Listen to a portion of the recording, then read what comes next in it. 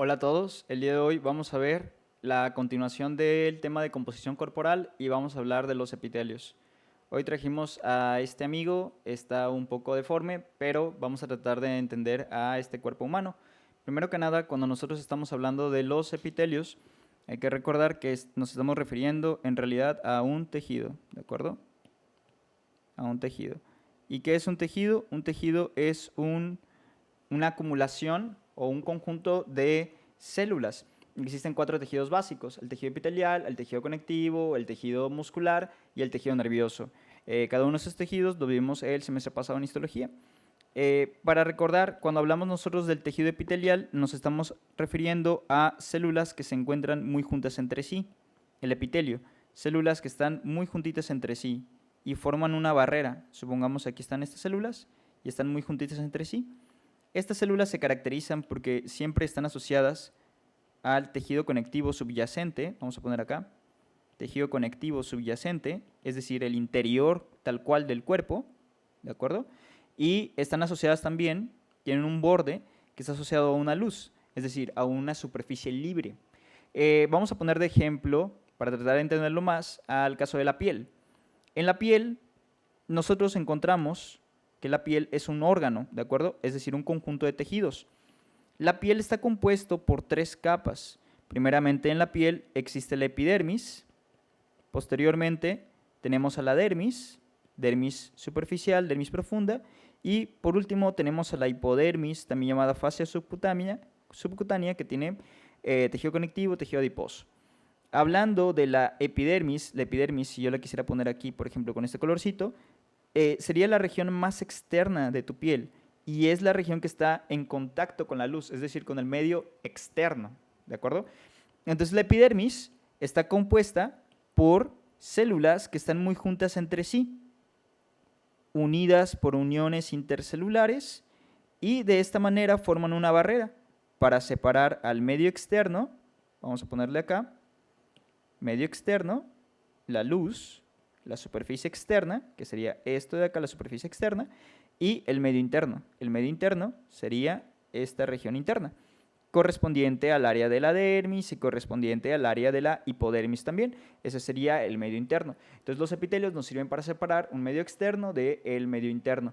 Así como tenemos a la piel, también tenemos el ejemplo de en otras superficies. Todas las superficies que estén asociadas a un borde libre van a tener el epitelio. Por ejemplo, la superficie de los ojos, la córnea, tiene un epitelio. La superficie de la cavidad oral, cuando abres así la boquita, está ahí la luz. Y pues la cavidad oral se recubre de una mucosa de epitelio, tiene epitelio para revestir toda esa superficie. ¿Qué otra cosa? El interior del aparato respiratorio, el aparato del tracto gastrointestinal, etcétera. Todo eso está revestido de epitelio.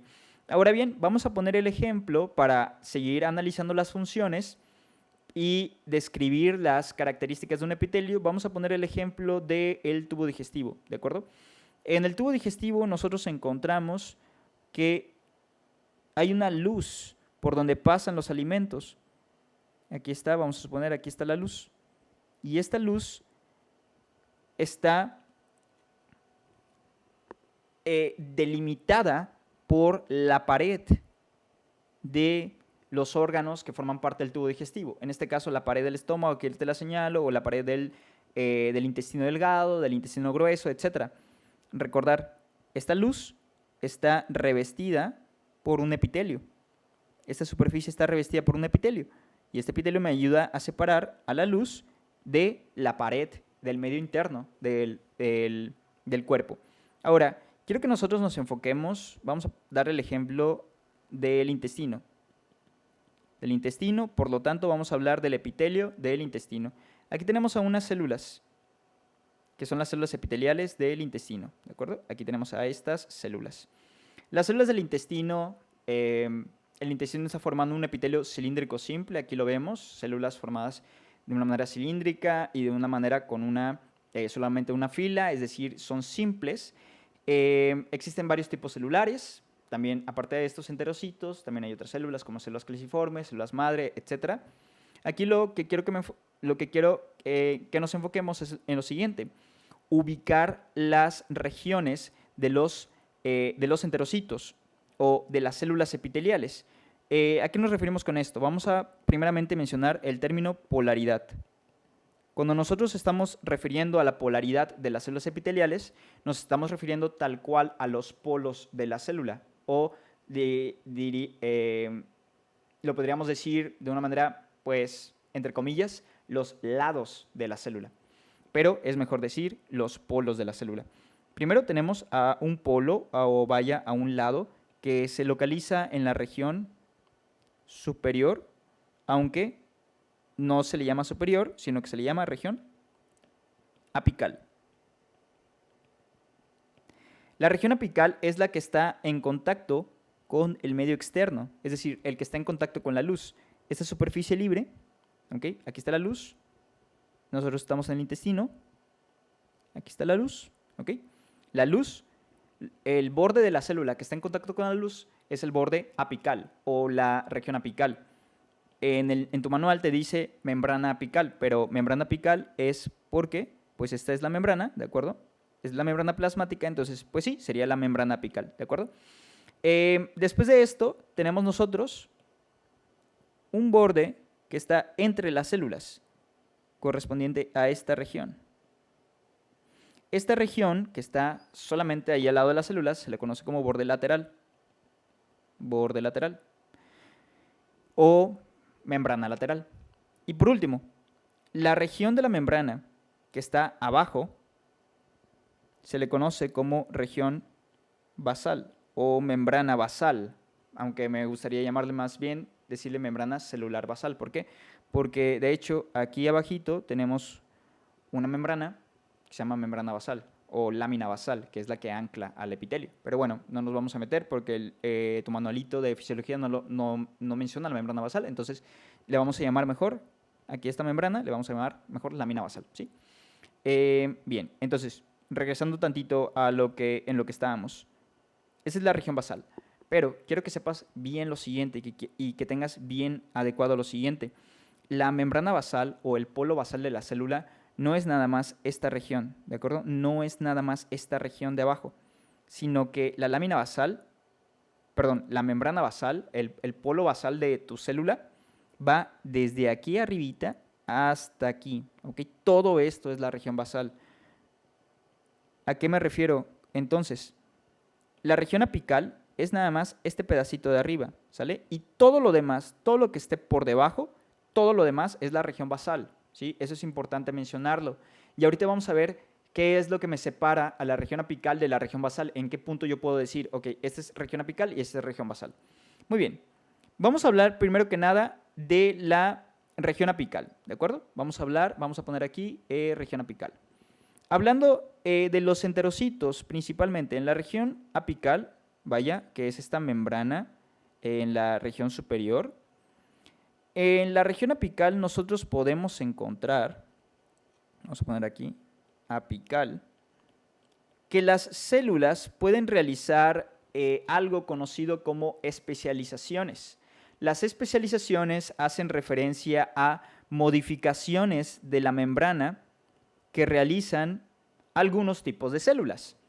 En el caso de los enterocitos, en el caso de estas células del intestino, estas modifican su membrana, vamos a poner acá, modifican su membrana y la alargan de esta manera. Forman estas especializaciones como en forma de churritos, como en forma de cilindros, como en forma de dedos, y a esas especializaciones se les conoce como microvellosidades. Las microvellosidades tienen una función. Las microvellosidades se conocen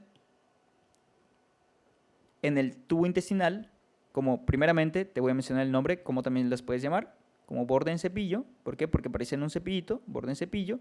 ¿Y cuál es la función del borde en cepillo? Aumentan la superficie de membrana. ¿Para qué? Para poder colocar mayor cantidad de moléculas transportadoras, de canales, de transportadores de tipo pasivo y de tipo activo también. Y sirve esta región, entonces aumenta la superficie de membrana para aumentar el transporte, para aumentar la absorción. ¿La absorción de qué? Pues la absorción de nutrientes. ¿Por qué? Porque pues estamos en el intestino, entonces por ejemplo la glucosa quiere pasar y es más fácil a la glucosa pasar por aquí, donde hay mucha membrana, donde hay muchos transportadores, que pasar por una célula que no lo tiene. Entonces, por eso el intestino realiza esta modificación, que son las microvellosidades. ¿Para qué también sirven? Aparte de aumentar la superficie de absorción, que es lo principal, pues también aumentan pues, la superficie de secreción para secretar cosas. Por último, cabe recalcar que las microvellosidades, no vamos a mencionar de qué están hechas, ni nada por el estilo, ni qué proteínas van a tener. Cabe recalcar que no solamente las podemos encontrar aquí en el intestino, sino que también como ubicaciones podemos mencionar, aparte del intestino, las podemos encontrar, intestino, en los túbulos renales. ¿Ok? Túbulos renales. Recordamos un poquito que los túbulos renales llevan a cabo una modificación de la orina, entonces también las podemos encontrar ahí. Muy bien. Ahora vamos a continuar acerca de otras regiones, otras especializaciones que pueden estar en la región apical. Primeramente vamos a hablar de los cilios. Los cilios son unas especializaciones que en su interior tienen una estructura con microtúbulos. Y estos microtúbulos se caracterizan porque pueden realizar movimiento. Entonces los cilios se caracterizan porque le permiten a la célula en su superficie apical moverse. ¿En qué regiones de tu organismo son importantes este movimiento? Por ejemplo, en el epitelio respiratorio, por ejemplo, en la tráquea, epitelio respiratorio, y también en el oviducto. ¿Para qué sirven?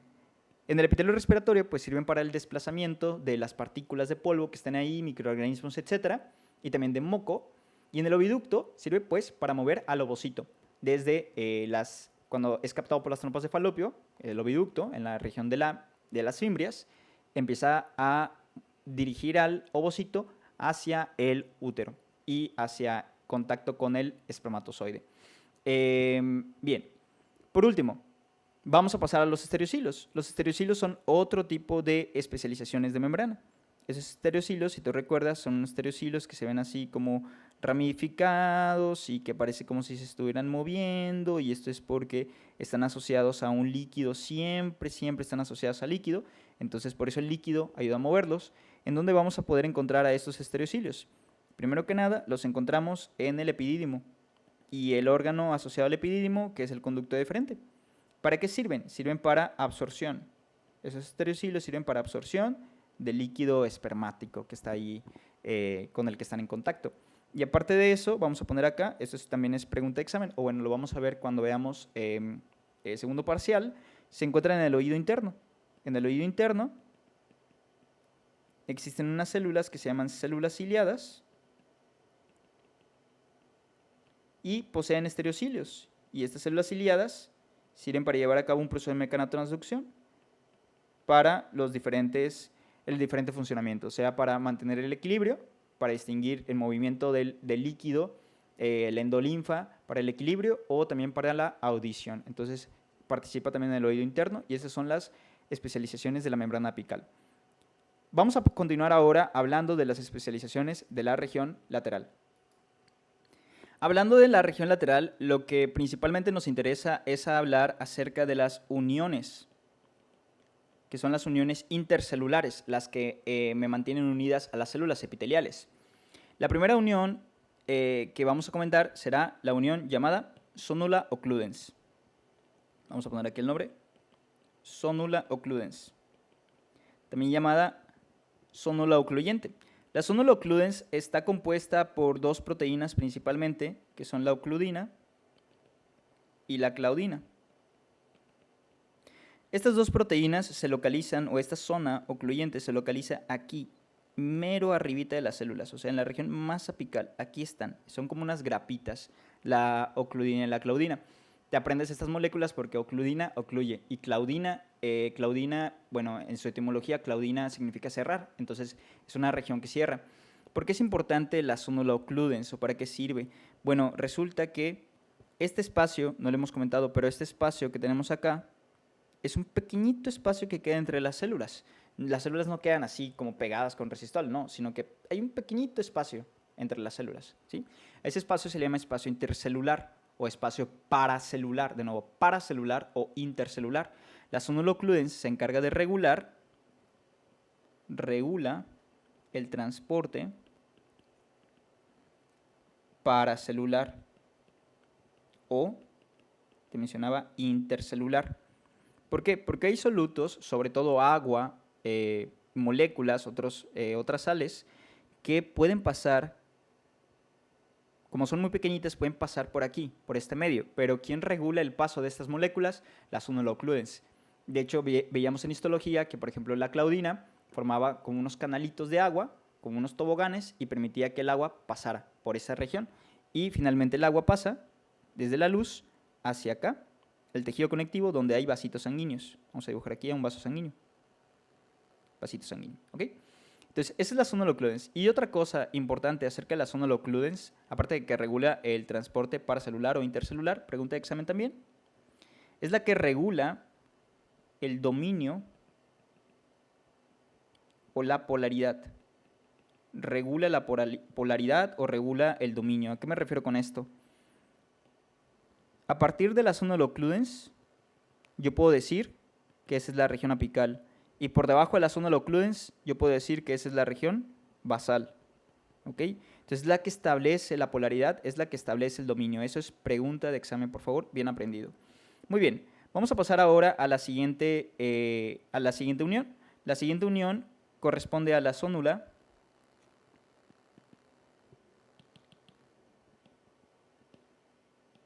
Voy a borrar aquí unas cositas para que no nos hagan bulto.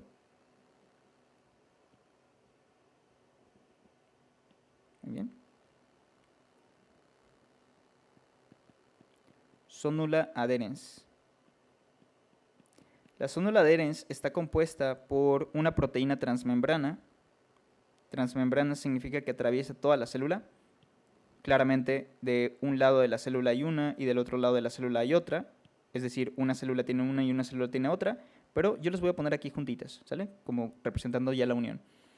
Esta proteína que encontramos aquí formando la zónula adherens, te la tienes que aprender también muy bien, son las caderinas, ¿de acuerdo? Estas caderinas se unen a otra proteína.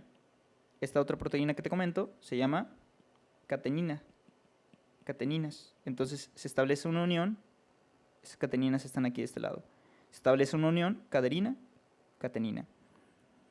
¿Ok? Muy bien. Y por último, ¿para qué sirve la zónula adherens? Pues simplemente para mantener una firmeza. La zónula occludens es firmeza y tiene más funciones, pero la zónula adherens es nada más para que la célula quede así, unida. ¿Ok?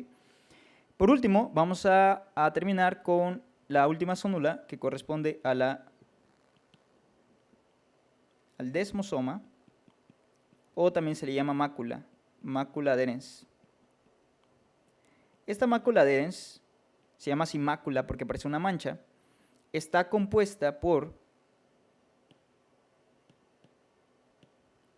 unas proteínas igual de la familia de las caderinas, que corresponden a las desmocolinas y a las desmogleínas. Pero en el manual no te hacen referencia a estos dos nombres, entonces no te apures, no te los tienes que saber, solamente que sepas que son caderinas. Y aquí están, se forma aquí una unión. Y ahora bien, a un ladito de estas caderinas, a los lados de las células, se forman unas plaquitas. Estas plaquitas reciben o tienen el nombre, las proteínas que están ahí son las placoglobinas, esas sí te las tienes que aprender, y las desmoplaquinas. Estas las aprendimos en histo y vimos que eran bastante sencillos aprenderlas. Y por último, para concluir, este desmosoma se ancla a filamentos intermedios,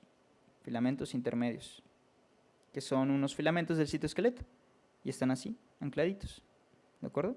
Entonces aquí así se queda el desmosoma. En cambio, pues los otros, como dato extra, la zónula occludens y la zónula adherens no se anclan a filamentos intermedios, sino que se anclan a filamentos delgados. Filamentos delgados de actina. Delgados de actina. Y la mácula se añade a filamentos intermedios dentro de la célula. Muy bien, esas proteínas que te acabo de mencionar, de cada una de las uniones, ocluidina, claudina, caderinas y placoglobinas, son las que nos tenemos que aprender para fisiología. Por último, nada más para mencionarte una última unión, para que recuerdes que existen otras uniones. Por ejemplo, en la región basal, para anclarte la célula hacia el tejido conectivo, existe una unión que se llama hemidesmosoma. El hemidesmosoma, que está hecho de integrinas. Y hay otra unión que también yo creo que es importante conocerla, porque la vamos a ver en músculo cardíaco. Esta unión me comunica a una célula con otra. Así, permite el paso de sustancias de una célula a otra. Esta unión se conoce como unión de tipo gap, o también se le conoce como unión comunicante. Permite el paso de sustancias, solutos, permite el paso de calcio y de esa manera permite el paso de la corriente eléctrica. Entonces, eso establece, se le conoce como una sinapsis física, porque es de, hay proteínas ahí que permiten el paso de las cargas eléctricas. Muy bien, entonces hablamos ya de las uniones en la región lateral y cabe recalcar lo siguiente, nada más como un último comentario. En la región lateral también tú puedes mencionar que en la región lateral, ya sé, la flecha me salió feita, pero lo voy a poner aquí de este lado. ¿Okay? En la región lateral tú puedes encontrar también repliegues de membrana para aumentar la superficie de la membrana y poder colocar más, pues vaya, más de estas uniones. Y aparte de esto, bien importante, en esa región también puedes encontrar la bomba sodio-potasio ATPasa. Las bombas sodio-potasio ATPasa, ojo con lo que te voy a decir, se encuentra en la región vasolateral. ¿Qué quiere decir esto? Que se encuentra tanto en la región basal como en la región lateral, ¿de acuerdo? El dominio a veces se une y decimos vasolateral. Entonces, la bomba se encuentra en la región vasolateral. Bien, para concluir, pasamos a la región basal. Pasando ahora a la región basal, vamos a ponerla acá, membrana celular basal, que recuerda es a partir de la zona occludens, todo lo que está hacia abajo, y como pues técnicamente la región basal está, pues constituye también o abarca la región lateral, por eso a veces le llamamos región basolateral, pero lo podemos dividir como quiera. Bien, aquí en la región basal lo que quiero que entendamos es que en la región basal podemos encontrar lo siguiente. En la región basal de las células puede ocurrir que la célula realice estos repliegues. A estos repliegues le llamamos nosotros repliegues basales. Vamos a ponerle acá el nombre.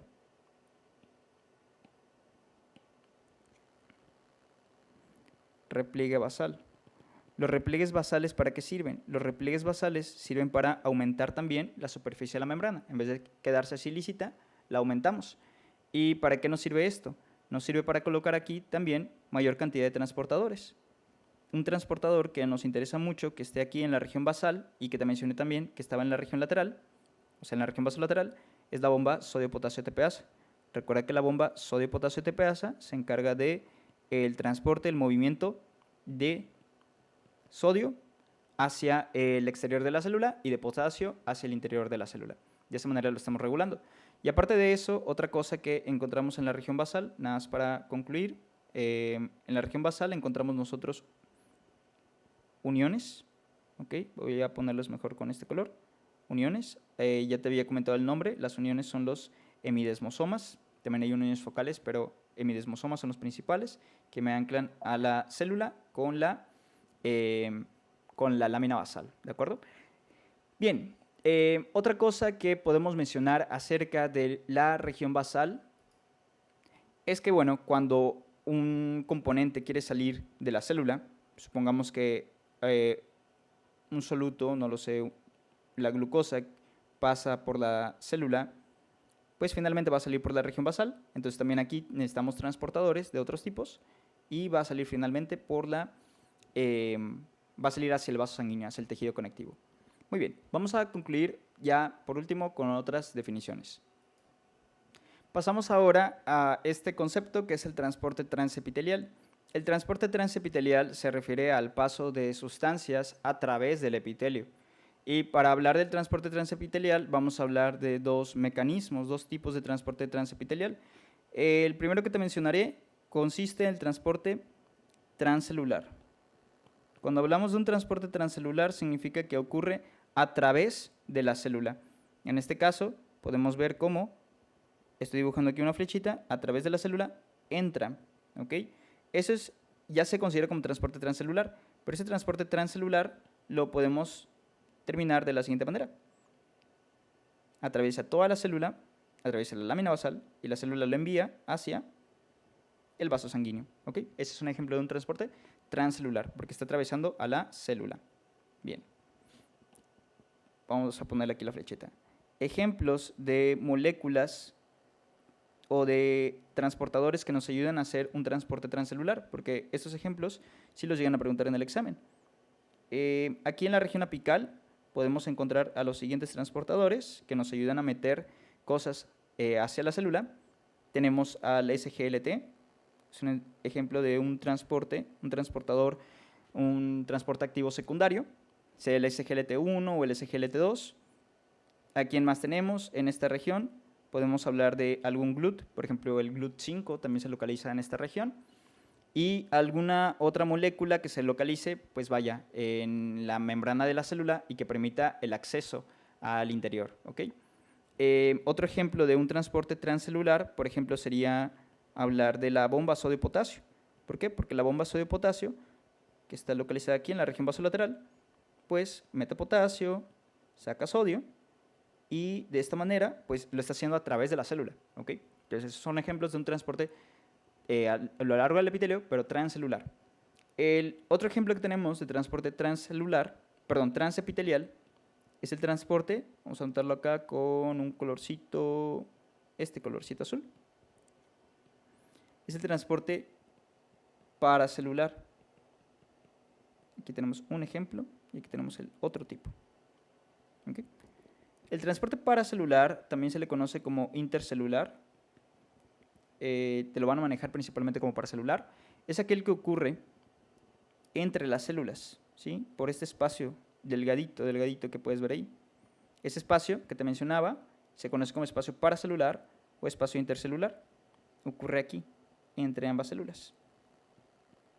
Y finalmente llegan los productos pues, al interior del cuerpo. Puede ser para meter, normalmente es para meter sustancias, o pudiera ser también para sacar sustancias. Bueno, el caso es que siempre a través entre las células. Este transporte normalmente se utiliza para el agua y algún electrolito que se vaya con él, como tal vez el sodio. Este transporte paracelular, mencionábamos hace un momento, es regulado por una unión que está aquí en la región más apical. ¿Esta unión cómo se llama? Esta unión se conoce como sonolo-occludens. La sonolo-occludens, recuerda que es la que está regulando el transporte paracelular. Y dependiendo de la sonolo-occludens y cómo sea la permeabilidad, hay algunos epitelios más permeables que otros. Podemos mencionar a los epitelios y los podemos clasificar en epitelios abiertos. Por ejemplo, el epitelio intestinal es un ejemplo de un epitelio abierto porque fluye de una manera más fácil las cosas por este medio paracelular. Y otros epitelios, pues, que son cerrados. Epitelios que su función no es tanto la de transporte, sino, por ejemplo, la de defensa, incluso. Pudiéramos poner aquí a la epidermis. Entonces, hay epitelios abiertos y hay epitelios cerrados. ¿De qué depende esto? Depende de cuál sea la función, pero quién va a jugar el papel para clasificarlos, la sonolo-occludens. Muy bien, y con esto hemos terminado el tema de epitelio. Nos vemos a la siguiente.